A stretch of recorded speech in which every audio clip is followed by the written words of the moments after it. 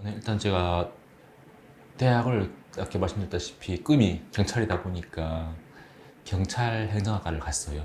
그래서 되게 남자들로서 되게 폼나잖아요. 되게 멋있게 멋있어 보이기도 하고 또 꿈이 있기도 하고 갔는데 이게 탈북자로서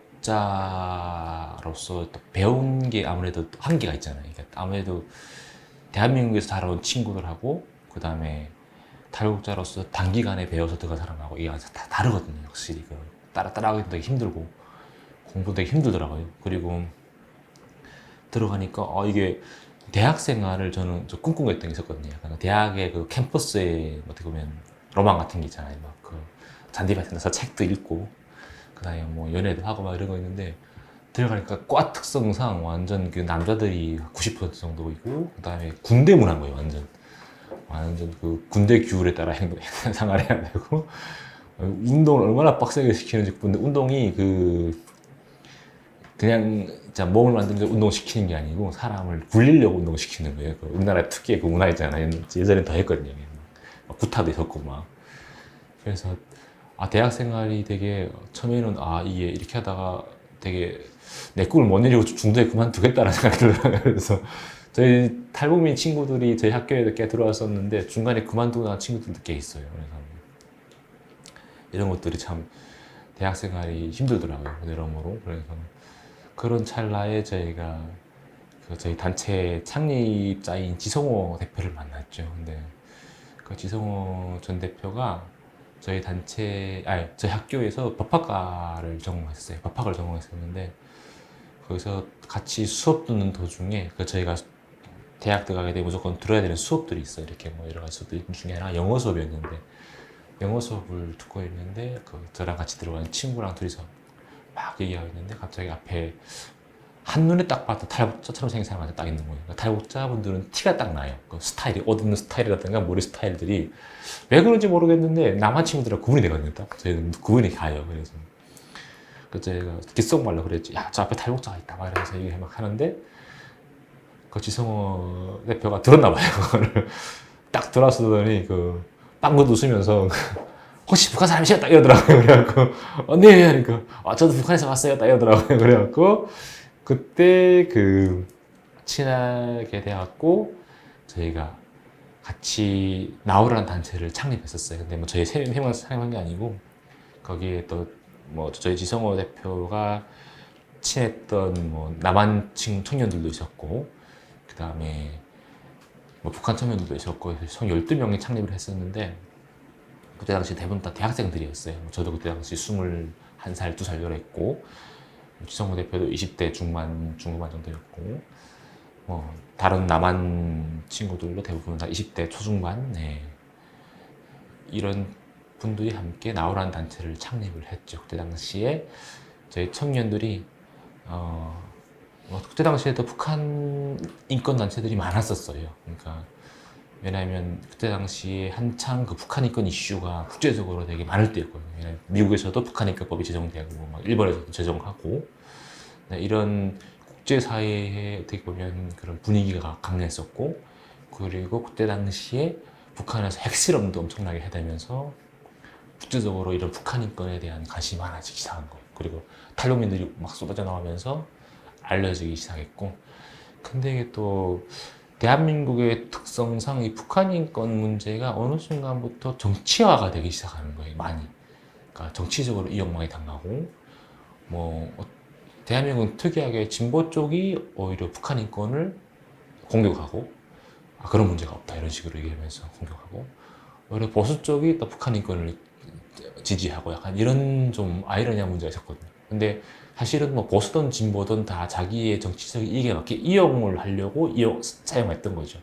그러다 보니까 어느 순간에 북한 인권 문제가 대한민국 정치에 어떻게 보면 소용돌이에 빠져들기 시작하면서 사람들이 북한 인권 단체 하게 되면 되게 정치적으로 많이 바라보는 거예요. 그래서 우리 청년들이 이런 문제를 조금 해결하자. 인권 문제는 인권 문제로 좀 바라보게끔 우리 일반 시민들한테 대한민국 시민들과 또 국제사회 시민들한테 좀 알려주자라는 마음을 갖게 됐죠. 그래서 정치, 종교 이런 걸 다 배제하고 뭐 계층 이런 걸 다 배제하고 오로지 그냥 북한 인권 얘기만 하자라는 뭐 신념하에 창립을 해서 2010년에 창립이 되었어요. 그래서 지금까지 15년 차 지금 단체를 지금 같이 활동을 하고 있습니다. 그래서 뭐 단체는 크게 뭐 북한 인권 캠페인 사람들한테 알려야 되니까 캠페인도 하고 있고 뭐 교육 활동도 하고 있고 가장 크게는 저희가 탈북 청년들이잖아요. 그러니까 탈북 가정을 겪은 사람들이기 때문에 그 가정이 얼마나 힘들고 또 금전적으로도 힘들거든요. 되게. 그래서 이런 분들 좀 도와주자라는 생각에 탈북민을 구호, 그러니까 어려움에 처한 탈북민들을 대한민국으로 데려오는 구호 활동도 하고 있고 지금까지 한 500명 넘었어요. 지금 데려오고 있고. 저도 사실은 대학생 할 때는 크게 관심이 없었어요. 이런 북한 인권 문제에 대해서. 왜냐면 저도 꿈과 또 대한민국에 사고 싶은 것들이 있었거든요. 뭐 저희 꿈도 이루고 대한민국에서 좀 내가 원하는 여성과 결혼도 하고 또 집도 사고 또 여행도 많이 다니고 좋잖아요. 대한민국 여권파하고 좋잖아요. 그러니까 어디 가든 여권 하나만 들고 가면 되니까. 그래서 이런 것들이 너무 하고 싶은 것들이 많았기 때문에 굳이 북한 인권 문제에 대해서 제가 뭐 굳이 다른 사람들 많이 하고 있는데 굳이 내가 해야 되나 생각했었고, 그리고 저는 또 북한이라는 사회를 돌아보기가 싫었어요. 되게 워낙에 당한 것들이 많았기 때문에 생각도 하기 싫었고, 그냥 북한하고 엮이고 싶지도 않았고, 네, 그런 생각하고 있었는데, 저희 지성호 전 대표를 만나면서 그런 얘기를 하시더라고요. 그러니까 우리 같은 피해자들이 입을 다물고 있으면 누가 알아주겠냐. 북한 사람들이 이렇게 고통받고 있는 거에 대해서. 우리는 나와서 지금 이렇게 자유롭게 살고 있지만 지금 남아있는 2천만 명이 넘는 사람들은 지금 노예 같은 삶을 살고 있는데 그 사람들을 위해서 우리가 뭔가 활동을 해야 되지 않겠냐라는 말씀하시더라고요. 그리고 또 나중에 언제든지 통일이 되거든요. 그러니까 저희 세대는 꼭 된다고 보기 때문에 그때 북한은 기회의 땅이잖아요. 많은 대한민국의 수많은 기업들과 사람들이 북한으로 올라갈 거예요. 사실은 대한민국 사람들이 걱정을 많이 해요. 통일되게 되면 북한 사람들이 우르르 몰려, 거지 같은 사람들이 우르르 몰려 내려와서 대한민국을 되게 피폐하게 만들 것이라고 생각하는데 저는 반대로 생각하거든요. 오히려 남한 사람들이 더 많이 올라갈 거예요. 왜냐하면 돈이 많이 보이잖아요. 오히려 더 많이 올라갈 거예요. 투기하려고. 뭐 투기가 저는 꼭 나쁘다고 보지는 않아요. 왜냐면 뭐 돈이 들어가야 북한도 개발될 거 아니에요. 오히려 북한 사람들은 사실은 남한으로 내려올 사람들이 대부분 다 일할 사람들이잖아요. 그러니까 노동을 할 사람들이란 말이에요. 우리는 노동력도 많아지고 그리고 또 사실은 뭐 창조연 학생도 알다시피 외국으로 모르는 곳에 가서 정착을 산다는 게 쉽지가 않아요. 아무리 뭐 일자리가 있다고 해도 그러니까 북한 사람들 입장에서는 남한으로 내려온다는 게 아무리 한민족이고 해도 거의 100년 가까이 떨어져서 살던 사람들이 입장에서는 낯선 곳이 외국에 가깝거든요. 그러니까 이런 사람들이 대한민국으로 내려와서 뭐 무속으로 내려와서 일자리를 찾고 뭐 한다는 것은 사실은 쉽지가 않죠. 그래서 오히려 저는 통일이 돼봤자 북한 사람들이 대한민국으로 혹시 몰려 내려올까? 뭐 한 1, 200만 명 정도 내려올 수도 있어요. 일자리 찾아서. 근데 나머지 사람들은 자기 터전에서 살려고 하지. 그래서 오히려 남한 자본이 들어가서 남한 사람들이 더 많이 올라가려고 하지. 그래서 이런 상황에 있을 때 저희도 북한 올라갈 수가 있잖아요. 그때 북한 사람들이 분명히 저희한테 질문을 할 거예요. 우리가 이렇게 힘들고 고통받을 때 당신들은 뭐 했냐라고. 여기서 돈만 빨아먹겠다고 이렇게 오지 않았냐. 그때는 저희는 대답할 수가 있어야 되는 거지. 우린 최소한 이렇게 탈출을 해서 나갔지만 당신들을 위해서 우리는 뭔가를 했다라고 해야 그 사람들이 저희를 받아들이고 이해해 줄 거 아니에요. 그래서 저희가 이런 단체를 창립하게 됐고 이런 의견들을 나누게 되었었고 그래서 나오라는 단체를 만들어서 지금까지 활동하고 있습니다. 네.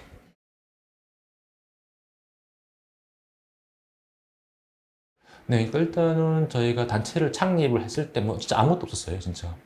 단체의 첫 창립 자금, 그러니까 말 그대로 뭐랄까, 파운데이션 한다 그러잖아요. 그게 들어간 돈이 200달러였어요. 200달러가 그 지성호 전 대표가 어디 미국인가 가서 한번 미국 사람들 앞에 강연을 하고 강연비를 $200을 받았거든요. 그래서 강연비를 들고 와서 그 돈으로 창립을 했어요. 그러니까 뭐 저희는 그때 당시 사무실도 없었고 뭐 정식 무슨 뭐 어디 등록도 못 했었고, 왜냐면 그 등록하려고 하게 되면 뭐 사무실도 있어야 되고 뭐 직원도 있어야 되고 이런 것들이 다 요구되는 것들이 있거든요.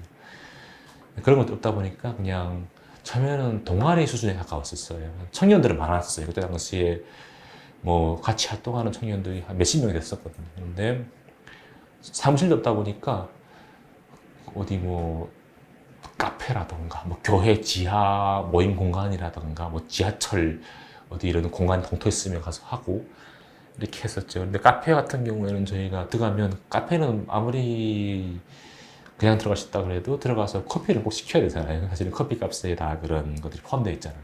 장소 이용비 이런 것들이. 청년들 돈이 없다 보니까 커피 한두 잔 시켜놓고 우르르 뭐 수백 명이 들어 앉아 있으니까 카페에서 되게 싫어하는 거죠. 저희를 막 눈치 주고 막 저기 뭐 사람들이 왔으니까 저쪽으로 좀 가세요 이렇게 해서 몰러 다니기도 하고 막, 아 이제는 이제 나가주셔야 되겠습니다 쫓겨나기도 하고. 교회들에서도 저희를 별로 안 좋아했었어요. 왜냐면 교회 와서 이렇게 우르르 몰려 앉아 있으니까 다른 사람들이 이용 못 하다 보니까 되게 싫어하고, 그래서 여기저기 막 쫓겨다니기도 하고.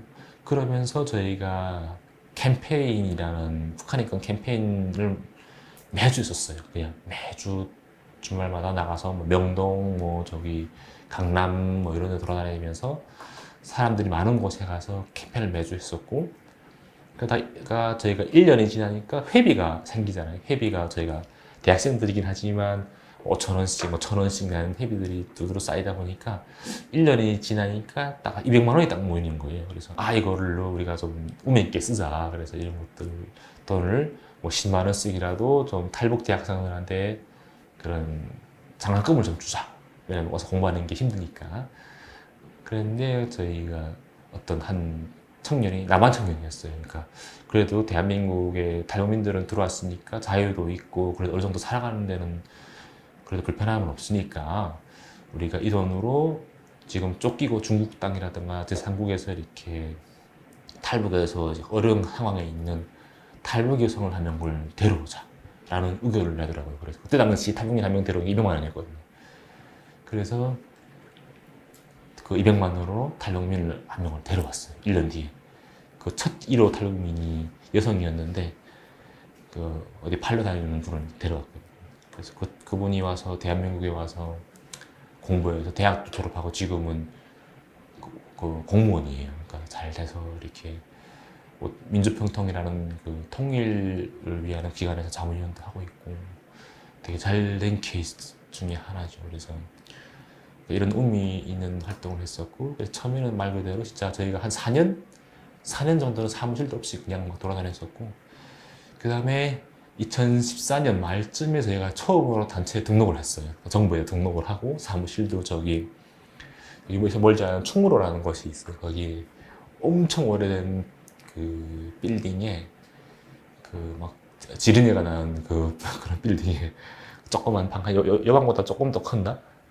사무실을 내고, 근데 그 보증금이 있었잖아요. 보증금도 그때 당시 200만 원이었나 300만 원이었나, 그리고 월세도 16만 원이라고 그랬고, 그래서 그 보증금이 없어갖고 그 저희 도와주시던 어떤 교회 사모님이 그 자기 적금을 깨갖고 보증금을 넣어주셔갖고 그 보증금으로 사무실 운영했었고, 그때 당시 저희가 월급도 줬어요. 월급도 저도 그때 일했었는데 그 월급이 그때 당시 월급이 없어갖고 3일은 나가서 일하고 3일은 나가서 저희가 흔히 말하는 노가다, 막노동을 나가서 하고 있었어요. 그러니까 왜냐면 그 왔다 갔다 할 때 차비도 있어야 되고, 그다음에 전화기도 없으니까 개인 전화 쓰니까 개인 전화비도 있어야 되잖아요. 그러니까 한 월에 적어도 한 10만 원 정도는 소요가 되더라고요. 생활비로. 뭐 집은 밥은 뭐 부모님 집에서 얻어 먹으니까 큰 문제는 없었는데, 그래서 그러니까 지성호 대표가 갑자기 어디 나가서 일정 보고 들어왔는데 사무실 직원이 한 명도 없는 거예요. 그러니까 전화가 왔더라고. 어디 갔냐고. 그래서 아 우리 일하러 갔다 지금 하니까 돈 없어서. 그러니까 되게 그러더라고요. 그럼 얼마를 주면 그냥 풀타임으로 일할 수 있냐고 그래갖고 제가 월에 한 10만 원씩만 주면 일할 수 있다 했거든요. 그러니까 그분이 그 친구들한테 막 구걸을 했어요. 막 좀 더 후원을 해달라고 막 좀 구걸을 해갖고 막 그때 당시 10만 원씩, 아니 저 5만 원씩, 만 원씩 이렇게 후원하는 친구들이 있었거든요. 그래서 그 돈을 모아갖고 저희 10만 원씩 받았었고, 그 사무용품 같은 경우에는 저희를 또 도와주셨던 어떤 교수님이 보내주셔. 그걸로 사용하고 이렇게 어떻게 보면 좀 얻어먹는 삶을 살았죠. 그래서 그렇게 어렵게 살다가 또 미국 민주주의 기금이라는 데서 너무 불쌍하게 사니까 그래서 3만 불을 후원해줘. 그때부터 당시 또 월 80만 원을 받고 이랬었고, 네, 그렇게 단체가 열심히 활동을 해오면서 뭐 지금까지 15년 동안 10년 넘게 단체 활동을, 저는 10년 정도 근무를 했지만 단체는 15년 정도 됐거든요. 네, 그래서 그렇게 제 나오라는 북한인권 단체가 지금 활동하고 있습니다.